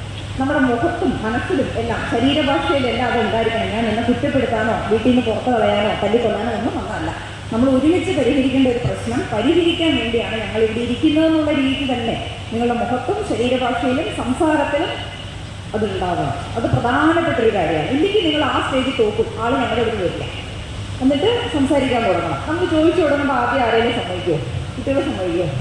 ഇല്ല. 90% പിള്ളേരും പറയാം നമുക്ക് ഭ്രാന്താണ്, നിന്നുള്ള കാര്യമല്ലേ, ചുമ്മാ പറയല്ലേ എന്നൊക്കെ ചോദിക്കും. അത് നമ്മളെങ്ങനെയാണ് അടുത്ത പടി വയ്ക്കുക? ക്ഷമയായിട്ട് സമാധാനമായിട്ട് നിങ്ങൾക്ക് ജീവിതത്തിൽ ഇതുവരെ ഉള്ളതിൽ ഏറ്റവും ക്ഷമയുള്ള ആളെ മനസ്സിൽ ധ്യാനിച്ച് വീണ്ടും വീണ്ടും ചോദിക്കണമല്ലോ സമാധാനമായിട്ട് പറയാം. എന്നിട്ട് ഇങ്ങനെ ഒരു കാര്യം കണ്ടു, ഇനി അതിൻ്റെ വ്യക്തമായ കാര്യം പറയില്ല, ഇനി അവർ പറയുന്നത് ശരിക്കും നുണയാണെന്ന് നമുക്ക് ബോധ്യപ്പെട്ടാലോ. ചില പിള്ളേർ നുണ പറയും ഇല്ലേ, പ്രത്യേകിച്ച് ഇങ്ങനെ ഒരു കുറ്റം പിടിക്കുമ്പോൾ പിള്ളേർ നുണ പറയും. നുണ പറയുന്നത് വളരെ സാധാരണമായിട്ടൊരു കാര്യമാണ്. അപ്പോൾ നമ്മൾ എന്ത് ചെയ്യണം? അടിക്കാനോ പിടിക്കാനോ ബഹളം വെക്കാനോ അല്ലെങ്കിൽ ഞാനിപ്പോൾ ചത്ത് കളയെന്ന് പറയാനോ വീട്ടിൽ നിന്ന് ഇറക്കി വിടുമെന്ന് പറയാനോ ഒന്നും പോരുത്. സമാധാനമായി ക്ഷമയോടുകൂടി വീണ്ടും പറയണം, നീ പറയുന്നത് നുണയാണ്, ഇത് ശരിയല്ല, കാര്യം പറഞ്ഞോളൂ, ഞങ്ങൾ നിന്റെ കൂടെ ഉണ്ടാവും, നിനക്ക് ഇതിൽ നിന്ന് പുറത്ത് കിടക്കാനുള്ള എല്ലാ സഹായവും ഞങ്ങൾ ചെയ്യും എന്ന് തന്നെയാണ് പറയുന്നത്. ഇപ്പം നീ ഒരു പ്രശ്നത്തിൽ പെടുമ്പം ഒറ്റയ്ക്കാക്കുക, ഒഴിവാക്കുക, അതൊന്നും ബുദ്ധിപൂർവമായ ഒരു തീരുമാനമല്ല. ഞാൻ പലപ്പോഴും ഞങ്ങൾ പേരൻസിനെ കൗൺസിലിങ്ങിലൊക്കെ വരുന്ന പേരൻസിനെ കാണാറുണ്ട്. ഒരു അന്യമതത്തിൽ നിന്ന് കല്യാണം കഴിച്ചു, അല്ലെങ്കിൽ ലഹരിയുടെ ഉപയോഗത്തിൽ പെട്ടു, അല്ലെങ്കിൽ വീട്ടുകാരായിട്ട് മറ്റെന്തെങ്കിലും പ്രശ്നമൊക്കെ ഉണ്ടാക്കി കുട്ടി വീട്ടിൽ നിന്ന് പുറത്തു പോയി. ഇപ്പോൾ പേരൻസ് വന്നിട്ട് നമ്മളോട് പറയുന്നത് എന്താണെന്നറിയാം? അവൻ കുടുംബം തകർത്തു ഡോക്ടറെ, അല്ലെങ്കിൽ അവൾ കുടുംബം തകർത്തു ഡോക്ടറെ എന്നാ പറയാം. നിങ്ങൾ കേട്ടിട്ടുണ്ടാവും, അന്യമതത്തിൽ കല്യാണം കഴിച്ചതിന് കുട്ടി പോയി കഴിഞ്ഞാൽ അച്ഛനും അമ്മയെ ആത്മഹത്യ ചെയ്തൊരു കാര്യം, ഈ പെൺകൊച്ചിൻ്റെ പേരിൽ കത്തെഴുതി വെച്ച് ആത്മഹത്യ ചെയ്തൊരു ന്യൂസ് നമ്മൾ കേട്ടിട്ടില്ലേ? അപ്പോൾ ഇവിടെയൊക്കെ കുടുംബം തകർക്കുന്ന ആരാ? പിള്ളേരാണ്, നമ്മളാണ്. അവരൊരു കാര്യം ചെയ്തു, അവരുടെ ജീവിതം കൊണ്ടാണ് ചെയ്തത്. അവരുടെ ജീവിതം കൊണ്ട് ചെയ്യാനുള്ള നിയമപരമായ അവകാശം സത്യത്തിൽ അവർക്കുണ്ട്. അതിന് അവരെ കുടുംബത്തിൽ നിന്ന് പുറത്താക്കാമെന്നും കുടുംബം തകർക്കാമെന്നും എന്നുള്ള തീരുമാനം ബാക്കിയുള്ള കുടുംബമാണ് എടുക്കുക. നീ പുറത്താവുന്നു എന്ന് തീരുമാനിക്കുന്നത് നമ്മളാണ് പലപ്പോഴും. അവർക്കൊരു പ്രശ്നം വന്നാൽ അവരെ കൂടെ നിർത്തി തിരിച്ചു കൊണ്ടുവരുന്നതിലാണ് വാസ്തവത്തിൽ ഇഴയെടുപ്പമുള്ള കുടുംബങ്ങളുടെ ഗത. അല്ലാതെ നമ്മൾ വലിയ തറവാടുകളായിരുന്നു, പണ്ട് അങ്ങനെയായിരുന്നു ഇങ്ങനെയായിരുന്നു ഒരു കാര്യമില്ല. നമുക്ക് ഒരു പ്രശ്നത്തിൽ ഒരുമിച്ച് നിൽക്കാനും കൂട്ടത്തിൽ നിന്ന് പോകുന്ന ആളെ തിരിച്ചു പിടിക്കാനും ഉള്ള ഇഴയെടുപ്പം നിങ്ങളുടെ കുടുംബത്തിനുണ്ടോ, മൂല്യബോധം നിങ്ങൾക്കുണ്ടോ എന്നുള്ളതാണ് ചോദ്യം. അത് ഗൗരവത്തിൽ അഡ്രസ് ചെയ്ത ഒരു ചോദ്യമാണ്. അപ്പോൾ മനസ്സ് തുറന്ന് കേൾക്കണം, കുറ്റപ്പെടുത്താൻ നിൽക്കരുത്. ശരിயான പ്രശ്നങ്ങൾ പെട്ടിട്ടുണ്ടാവും, ചിലപ്പോൾ നിയമപരമായ കുറ്റങ്ങളിലും പെട്ടിട്ടുണ്ടാവും. അപ്പോൾ കുട്ടിയോട് പറയണം, ഈ പ്രശ്നത്തിൽ നിന്ന് പുറത്ത് കിടക്കാൻ നിയമപരമായ രീതിയിൽ വരും പരാതികളെ നേരിടാനും അതിൻ്റെ ബാക്കി കാര്യങ്ങൾ ചെയ്യാനും എൻ്റെ കൂടെ ഞങ്ങളുണ്ടാവും. നിയമപരമായിട്ട് തെറ്റായിട്ടുള്ള കാര്യം ചെയ്തിട്ടുണ്ടോ, നിയമത്തിന് കീഴ്പ്പെട്ട് തന്നെ നമുക്ക് പോകണം. എന്തെങ്കിലും നിയമപരമായി നമ്മൾ അറിയിക്കേണ്ടതുണ്ടോ, അറിയിക്കുക തന്നെ ചെയ്യും. അതിൻ്റെ ബാക്കി കാര്യങ്ങൾ പൂർത്തിയാക്കി ഇനി തിരിച്ചു വരുന്നത് വരെ കുടുംബം മുഴുവൻ എന്ന് തന്നെയാണ് ക്ലാസ്സുകൾ പറയുന്നത്. ഇനി ഇതെല്ലാം കഴിഞ്ഞാലും അവർക്കൊരു വിദഗ്ധ ചികിത്സ വേണമല്ലോ. അതിനെന്താ, സൈക്യാട്രിസ്റ്റുകൾ തീരെ കുറവാണ്. എറണാകുളം ജില്ലയിൽ ഞങ്ങൾ ആകെ 4 സർക്കാർ സൈക്യാട്രിസ്റ്റുകളേ ഉള്ളൂ, 4 ഗവൺമെൻറ് സൈക്യാട്രിസ്റ്റുകളേ ഉള്ളൂ. പൊതുവിൽ അങ്ങനെയാണ് അതിലൊരു സ്റ്റാഫ് കുറച്ച് 4 പേരെ സർവീസിനുള്ളൂ എന്ന് വിചാരിച്ച് 4 ആശുപത്രി മാത്രമാണ് മാനസിക രോഗ ചികിത്സ എടുക്കുന്നത്. അല്ല, ഞാൻ എറണാകുളം ജില്ലാ മാനസികാരോഗ്യ പരിപാടിയുടെ നോഡൽ ഓഫീസറാണ്. ഈ ജില്ലാ മാനസികാരോഗ്യ പരിപാടി എറണാകുളത്തിനുള്ളതുപോലെ നിങ്ങളെല്ലാവരും വന്നേക്കുന്ന എല്ലാ ജില്ലയിലും, കേരളത്തിലെ 14 ജില്ലകളിലുമുണ്ട്. ഇവിടെ എല്ലായിടത്തും എല്ലാ സാമൂഹിക ആരോഗ്യ കേന്ദ്രങ്ങളിലും സർക്കാർ ഡോക്ടർ ഉൾപ്പെടുന്ന ടീം വിസിറ്റ് ചെയ്യുകയും ക്ലിനിക്ക് നടത്തുകയും ചെയ്യുന്നുണ്ട്. മനസ്സിലായോ? സർക്കാർ ഡോക്ടർ ഉൾപ്പെടുന്ന സൈക്യാട്രിസ്റ്റ് ഉൾപ്പെടുന്ന ടീം വിസിറ്റ് ചെയ്യുകയും ക്ലിനിക്ക് നടത്തുകയും ചെയ്യുന്നുണ്ട്. ആ ടീമിൽ സൈക്യാട്രിസ്റ്റ് ഉണ്ട്, സൈക്കോളജിസ്റ്റ് ഉണ്ട്, സൈക്യാട്രിക് സോഷ്യൽ വർക്കേഴ്സ് ഉണ്ട്, സ്റ്റാഫ് നഴ്സ് ഉണ്ട്. ഇവർ മരുന്നെല്ലാം കൊണ്ടുവരികയും ഡി അഡിക്ഷൻ ഉൾപ്പെടെ എല്ലാ മാനസിക രോഗ ചികിത്സയ്ക്കുള്ള മരുന്നുകളും അവരെ ആശുപത്രിയിൽ കൊണ്ടുവരികയും അവിടെ വെച്ച് വിതരണം ചെയ്യുകയും ചെയ്യും. ഇപ്പോൾ കഴിഞ്ഞ ഒരു 10 വർഷമായിട്ട് എറണാകുളം ജില്ലയിലെ മാനസികാരോഗ്യ പരിപാടി നടക്കുന്നുണ്ട്. ഞാൻ ജോലിയായിട്ട് കുറച്ചേ ആയുള്ളൂ. പക്ഷെ നമുക്ക് സാധാരണ മാനസിക രോഗ ചികിത്സയ്ക്ക് ഉപയോഗിക്കുന്ന എല്ലാ മരുന്നുകളും മുടക്കമില്ലാതെ ഈ 10 വർഷവും എറണാകുളം എല്ലാ ജില്ലകളിലും അവൈലബിൾ ആണ്. മാനസികാരോഗ്യ പരിപാടി എറണാകുളം ജില്ലയുടെ ബ്രോഷർ ഞാൻ ഇവിടെ ഉത്തരവാദിത്തപ്പെട്ട ആൾക്കാരെ ഏൽപ്പിച്ചിട്ടുണ്ട്. നിങ്ങൾക്ക് ഡിസ്ട്രിബ്യൂട്ട് ചെയ്യുമെന്നാണ് ഞാൻ വിചാരിക്കുന്നത്. ഈ ജില്ലാ മാനസികാരോഗ്യ പരിപാടിയുടെ ഭാഗമായിട്ട് തന്നെ നിങ്ങളുടെ എല്ലാ അർബൻ PHC എന്ന് പറഞ്ഞാൽ ഈ നഗരാരോഗ്യ കേന്ദ്രങ്ങൾ എന്ന് നമ്മൾ പറയുന്ന സ്ഥലം, നഗരാരോഗ്യ കേന്ദ്രങ്ങളിലും മാസത്തിൽ ഒരു ദിവസം സൈക്യാട്രിസ്റ്റിന്റെ സേവനം ലഭ്യമാണ്. ഇവിടെ എല്ലാം ഡി അഡിക്ഷൻ പറ്റും. ഇനി അഡ്മിറ്റ് ചെയ്ത് ഡി അഡിക്ഷൻ വേണ്ടി വരുന്ന ആൾക്കാർ, അത് ചിലപ്പോൾ ഗൗരവമായി കുറച്ച് പേര് അഡ്മിറ്റ് ചെയ്ത് ഡി അഡിക്ഷൻ വേണ്ട ആൾക്കാരുണ്ടാവും. അത്തരം ആൾക്കാർക്ക് എറണാകുളം ജനറൽ ആശുപത്രിയിലും വിമുക്തിയുടെ എല്ലാ കേന്ദ്രങ്ങളിലും സൗകര്യമുണ്ട്. കേരളത്തിലെ എല്ലാ ജനറൽ ആശുപത്രികളിലും IP കെയർ ഉണ്ട്, സൈക്യാട്രിക്ക്, ഡി അഡിക്ഷനും ഉണ്ട്, വിമുക്തിയുടെ സെന്ററുകളും ഉണ്ട്. ഞാൻ ആ തന്ന ബ്രോഷറിൽ ഇവരുടെ എല്ലാ ഫോൺ നമ്പറും ഉണ്ട്. ഇനി ഇല്ലെങ്കിൽ തന്നെ നിങ്ങളുടെ ജില്ലയിലെ നിങ്ങൾ ഇന്ന ജില്ല വിമുക്തി എന്നടിച്ചാൽ നിങ്ങൾക്ക് കിട്ടുന്ന കോൺടാക്ട് നമ്പർ കിട്ടും. അപ്പോൾ പണം ഡി അഡിക്ഷൻ ചികിത്സ ഒരു പ്രശ്നമല്ല, ഫ്രീ ആയിട്ട് സർക്കാർ അത് ഉറപ്പുവരുത്തുന്നുണ്ട്. ഇതൊന്നും ഫ്ലെക്സ് അടിച്ച് റോഡിൽ വെക്കുന്ന ഒരു മൃഗം സർക്കാർ ഉദ്ദേശിക്കാത്തത് കൊണ്ട് അത് അറിയിപ്പിച്ചിട്ട് കുറവാണെന്നാണ് എൻ്റെ ഒരു പക്ഷം. പക്ഷേ നമ്മളത് കണ്ടുപിടിക്കുകയും അറിയിക്കുകയും അതിന് വേണ്ട ആൾക്കാരെ ആ വഴിക്ക് റെഫർ ചെയ്യുകയും വേണം. ഇനി ആശുപത്രിയിൽ പോയി കാണാൻ താല്പര്യമില്ലാത്ത ആളുകളുണ്ടാവുമല്ലോ, അവർക്ക് വേണ്ടി ഒരു നമ്പറുണ്ട്, അതുകൂടി പറയാം, ഒന്ന് നോട്ട് ചെയ്തു. 14416 ടെലിമനസ് എന്നാണ് ആ പരിപാടിയുടെ പേര്. ടെലിമനസ്.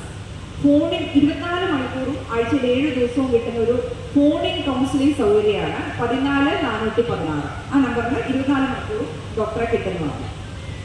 ആൾക്കാരൊക്കെ പതുക്കെ എഴുന്നേറ്റ് തുടങ്ങി. സമയമായോ? ഇല്ല. എന്നാൽ ഒരു കാര്യം കൂടി പറഞ്ഞു നിർത്താം. അതിക്രമങ്ങളുടെ മനഃശാസ്ത്രം എങ്ങനെയാണ് ഈ മനുഷ്യരെ ശ്രദ്ധിച്ചിട്ടുണ്ട്. ചില ആൾക്കാരെ പെട്ടെന്ന് വയലന്റ് ആവും അല്ലേ?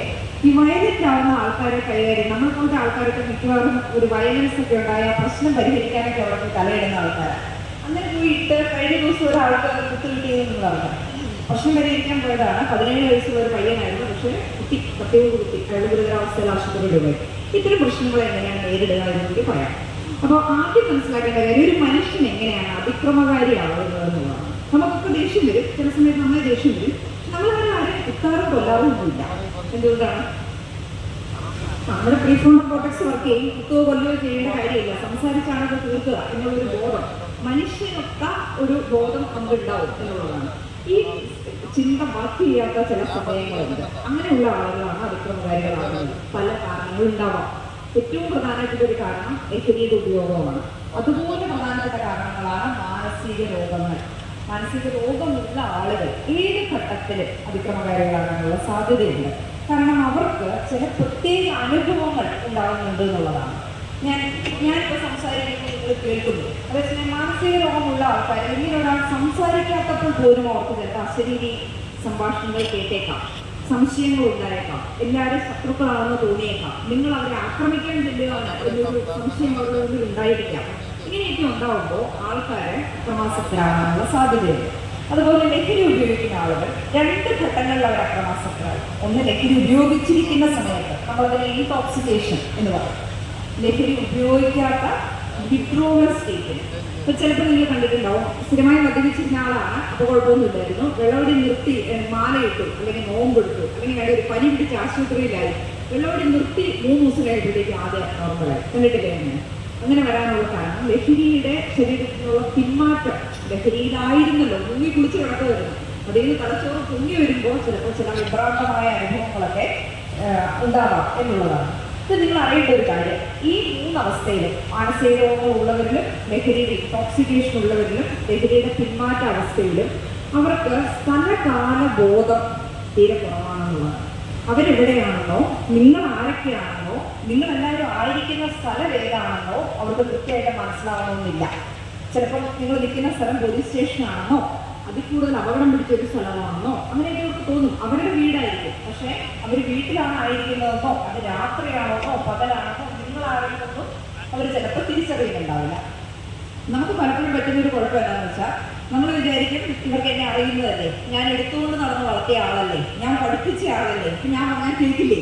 നിങ്ങൾ കിരീടത്തിലെ ഒരു സീനൊക്കെ ഓർക്കുന്നുണ്ടായിരിക്കും. തിലകം വന്ന് കത്തി താഴെ ഇടണം എന്ന് പറയുമ്പോൾ മോഹൻലാൽ കത്തി താഴെ ഇടുന്നത് ഒന്നും നടക്കില്ല. കാരണം എന്താണെന്ന് വെച്ചാൽ അവരാണെന്ന് തന്നെ അറിയാണ്ട് അവർ നിൽക്കുകയാണ്. അപ്പോൾ നമ്മൾ വിചാരിക്കും ഞാൻ പഠിപ്പിച്ച കുറച്ചല്ലേ, ഞാൻ പറഞ്ഞാൽ കേൾക്കില്ലേ, കത്തി താഴെ ഇടാൻ പറഞ്ഞാൽ അല്ലെങ്കിൽ മാറി നിൽക്കാൻ പറഞ്ഞാൽ ചെയ്യില്ലേ.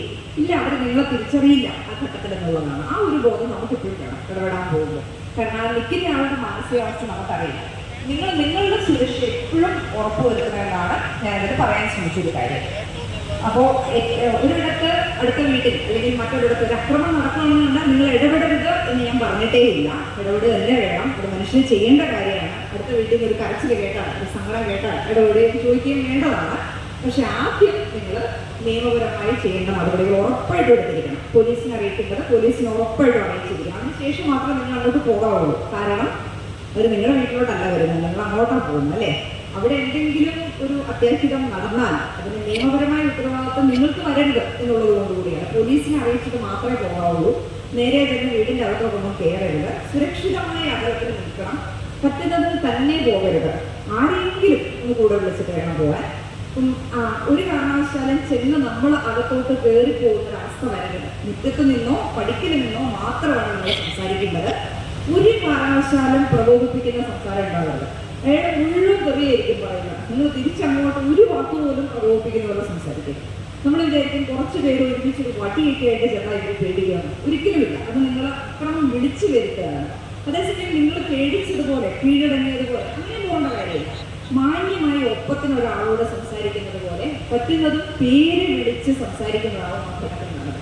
ഒരു കാരണവശാലും ഈ അക്രമകാരി വാതിലിൻ്റെ അടുത്തും നിങ്ങൾ വാതിലിൻ്റെ അകത്തും ആയി പോകരുത്. അത് വലിയ ദുരിതങ്ങളിൽ എത്തിപ്പെടുന്ന നമ്മൾ കാണാറുണ്ട്. വാതിലാണ് നമ്മുടെ ടാർഗറ്റ്. എപ്പോഴും വാതിൽ വിട്ടൊരു കളിയില്ല. വാതിൽ ഗേറ്റ് പിടിച്ച് നിൽക്കണം. ഈ അക്രമകാരി എപ്പോഴും നിങ്ങൾക്ക് ഓടാനുള്ള വഴി നിങ്ങളുടെ മുമ്പിലുണ്ടായിരിക്കണം. ഞാനീ പറയുന്നത് നിങ്ങൾക്ക് തമാശയായിട്ട് തോന്നും, പക്ഷേ ഇത് ജീവൻ രക്ഷിക്കുന്നത് വളരെ പ്രധാനപ്പെട്ട കാര്യമാണ്. നിങ്ങൾ സൈക്യാട്രിസ്റ്റുകളുടെ കൺസൾട്ടേഷൻ റൂം കണ്ടിട്ടുള്ളവരുണ്ടെങ്കിൽ എനിക്കറിയാം. ബാക്കി ഡോക്ടർമാരുടെയൊക്കെ കൺസൾട്ടേഷൻ റൂം ഒരു വാതിലാണ്. ഞങ്ങളുടെ കൺസൾട്ടേഷൻ റൂമിൽ 2 വാതിലാണ്. ഒന്ന് പേഷ്യന്റ് കയറാനും രണ്ടാമത് ഞങ്ങൾക്ക് ഓടാനും. അതൊരു പ്രധാനപ്പെട്ട കാര്യമാണ്. അത് തമാശയൊന്നുമല്ല, നമുക്ക് നമ്മുടെ ഒരു പ്രാക്ടിക്കൽ ടിപ്പാണ്. അപ്പം നിങ്ങളുടെ മനസ്സിലത് ഉണ്ടായിരിക്കണം. ഒരു കാരണവശാലും ആക്രമിക്കാൻ അല്ലെങ്കിൽ ദേഷ്യപ്പെട്ടിരിക്കുന്ന ആളെ വാതിലിലെടുത്തും ഞാൻ അകത്തും ആയി പോകണം. എപ്പോഴും വാതില് ഗേറ്റ് എടുത്ത് നോക്കി നിൽക്കണം. നമുക്ക് എന്റെ ഉപയോഗിക്കാൻ പറ്റുന്ന ആയുധങ്ങൾ വല്ലതും അവിടെ അടുത്തുണ്ടോ, ഇയാൾക്ക് കൈ എത്തുന്ന ദൂരത്തിലുണ്ടോ എന്ന് ശ്രദ്ധിക്കണം. ചിലപ്പോൾ അതൊരു കമ്പിപ്പാരയാവാം, വാക്കത്തിയാവാം, ചുമ്മാ കിടക്കുന്ന ഒരു ഇഷ്ട കഷ്ണമാവാം, ചിലപ്പോൾ ചെടിച്ചട്ടിയാവാം. ഇങ്ങനെയുള്ള സാധനങ്ങളൊക്കെ ഉണ്ടെങ്കിൽ അത് ഒന്ന് കണ്ണുവെച്ച് തന്നെ നിൽക്കണം. നമുക്ക് ചേറോ അടിയോ ഒന്നും കിട്ടിയിട്ട് പിന്നെ നമുക്ക് പറയേണ്ട കാര്യമില്ല.